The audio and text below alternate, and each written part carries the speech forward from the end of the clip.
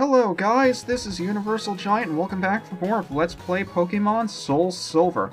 Last time, we completed the Olivine Lighthouse, and today we're going to be heading across the sea to get to Cianwood City, hopefully to find that medicine that we can get to heal up Amphi. But of course, we have some trainer battles to deal with. Now, it was one of the few water routes in Johto. We have quite a lot of water Pokemon to deal with, mostly Tentacools. And yes, you can see that I've been doing a lot of seal grinding, so these guys are going to look a lot more fancy when they pop out of their Pokeballs. And I'm surprised that didn't knock you out. Now, this is probably going to be the first instance on screen where I actually used repels, because the only Pokemon we're going to be running into on this route are Tentacool and its evolved form. And although repels only work on Pokemon that are lower level than your lead, and my lead is 24, we can find Pokemon up to level 25 here. So we'll occasionally run into some using repels, but it's better than what we have to deal with now.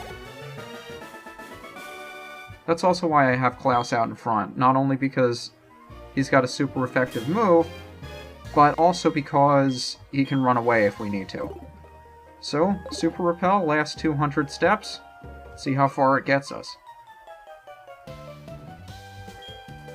And because this is a water route, not too much interesting stuff is going on. I want to ask you guys, we're about a quarter of the way through the LP here. I want to know what your opinions are on it so far, particularly the backgrounds I've been doing, because that's the one thing mostly different between this and most of the other LPs I've been doing. I want to know what you think about the backgrounds, what you think about the setup, because there are a lot of different ways you can go about LPing a DS game. Showing one screen or both screens, what sizes, where to put them, what to put in the background, if anything. And I actually went through a couple of different design choices. I want to check out this sandbar over here, because TM88 Pluck, flying type move, does damage, but it's also a little bit situational too. It's not one I'm particularly fond of. If the opponent is holding a berry, the user steals it from them and consumes it to take its effect. Very situational, but it is an okay flying type move with 60 base power. I just wouldn't really recommend it. Anything else around here? Right in front of me is a Hyper Potion. I love the dowsing machine. But getting back to what I was saying before, there are a lot of different ways you could go about LPing a DS game.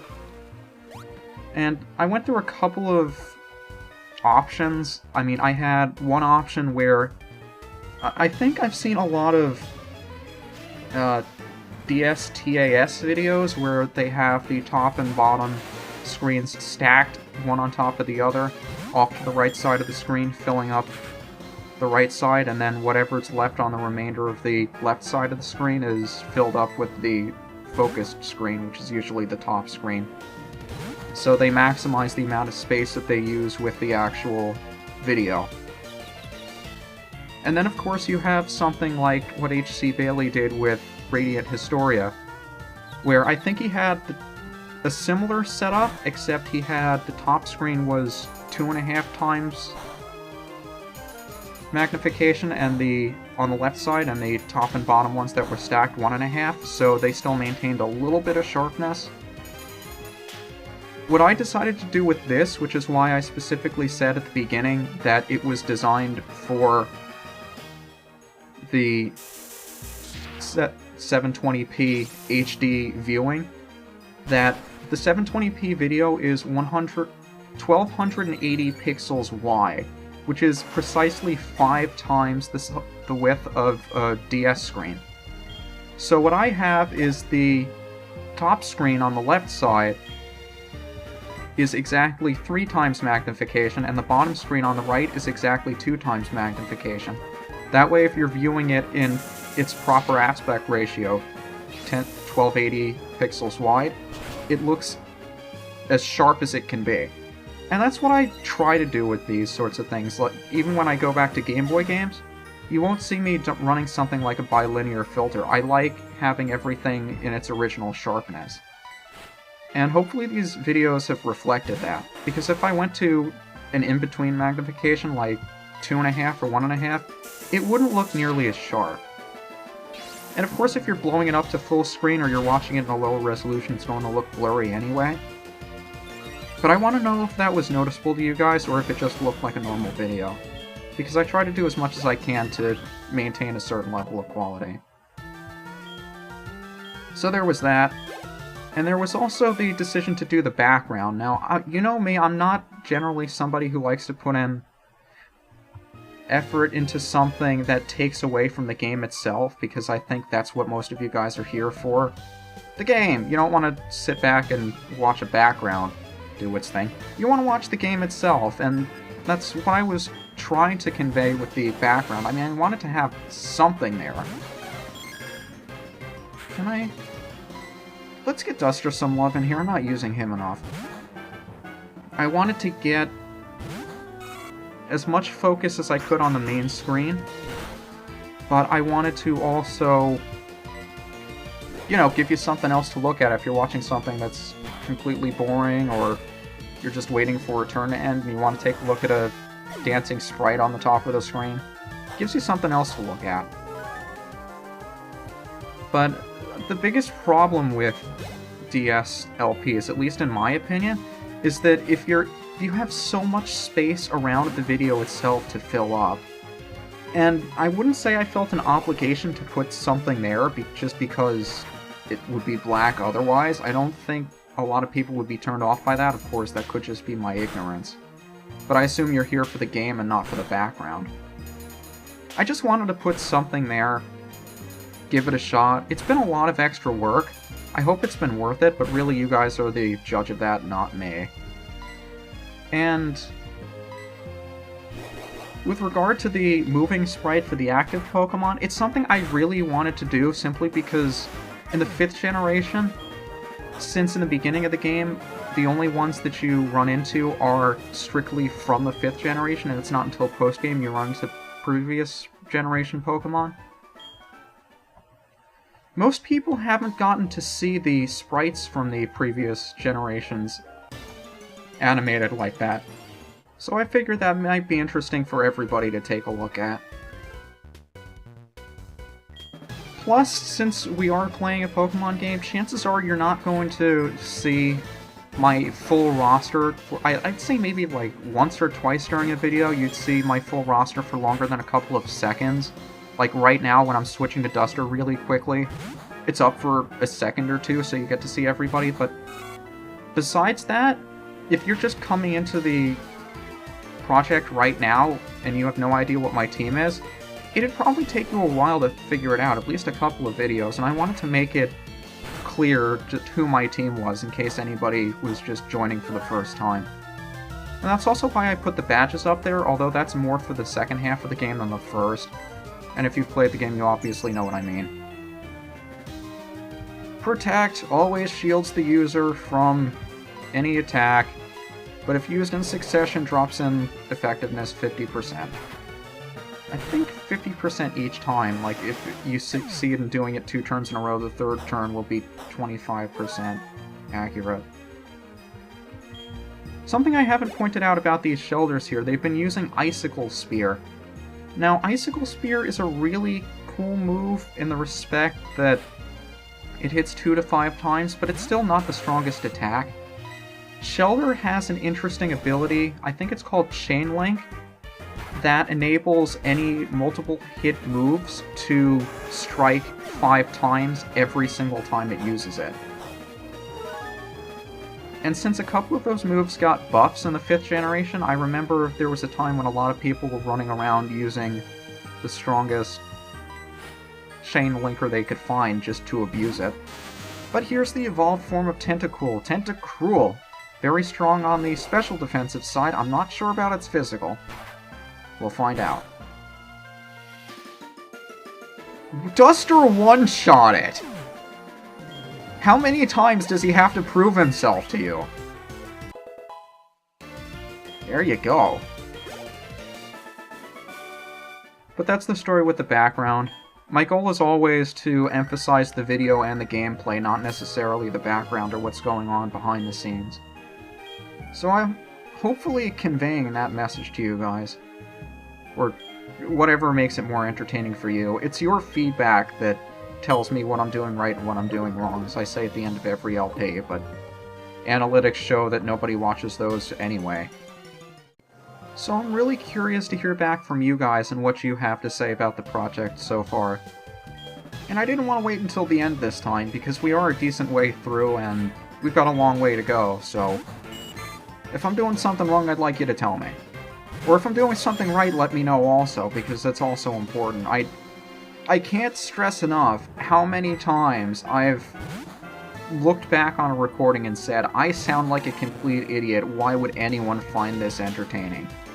But apparently you guys do, and since I don't know what it is that I'm doing right, I need you guys to tell me, however stupid that sounds. All that said though, we are about halfway through the water route here, and we're passing by what's known as the Whirl Islands, which are protected by whirlpools that we can't cross. But we will eventually. In fact, these things are very important for the Silver version, because this is where you find the game's box art legendary. Whereas if you're playing Gold, you would find that in the opposite tower in Ecruteak City. But we'll get to both of them much later on. One much later than the other. In fact, the second one's going to keep us from exploring all of the ruins of Alphental a little bit later. Seeking the evolved form of Goldeen. Very strange family of water types in that these two are more physical attackers, if memory serves me. And since up until the 4th generation, not including the 4th generation, types and types of moves were not mutually exclusive, these guys were a real pain in the ass to use because they were physical attackers and their stab was a special type move. But now that there are physical type moves and special type moves like Waterfall being a physical water type move, those guys are a lot easier to use. Just like Croconaw here, who's going to learn Flail. What do I want to get rid of for Flail?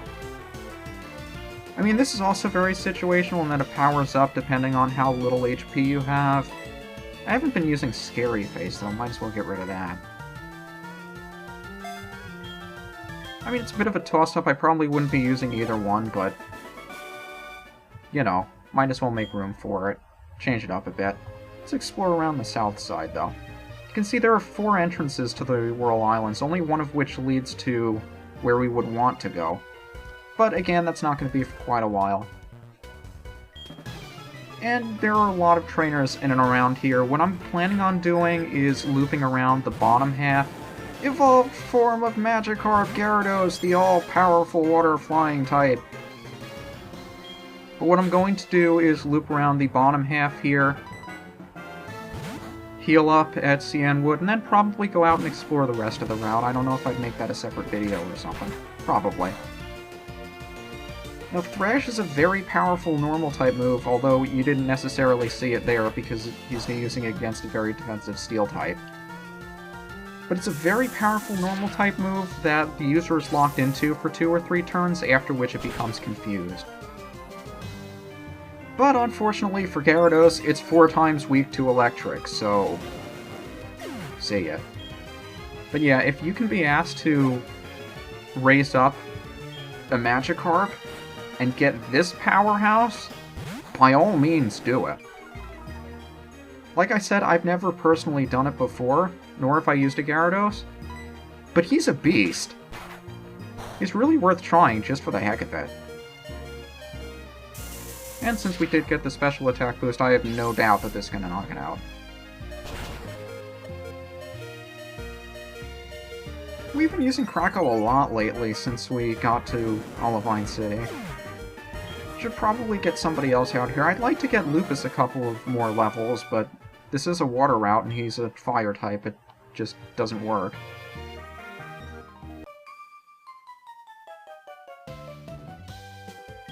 It would be really nice if we had a hold item that we could give to a Pokemon and they'd earn experience from the sidelines, but we don't have that yet. Seal, I believe this thing is a pure water type until it evolves, but I'm not 100% sure on that. Who do I want to get? More Duster screen time! Can't get enough of Duster. Icy Wind always goes first. Or am I thinking? I'm thinking of Ice Shard. Icy Wind lowers your speed. Doesn't necessarily go first all the time.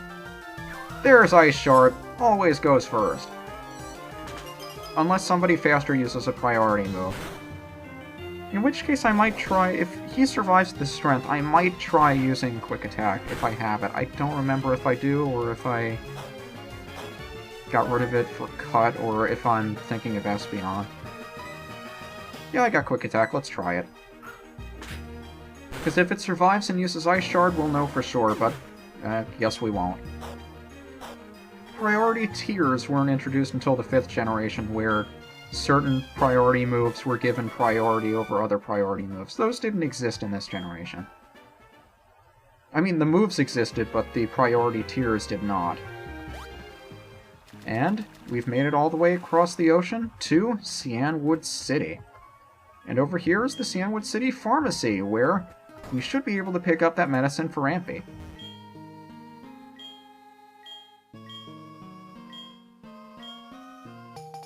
And for talking to this guy, we get the secret potion.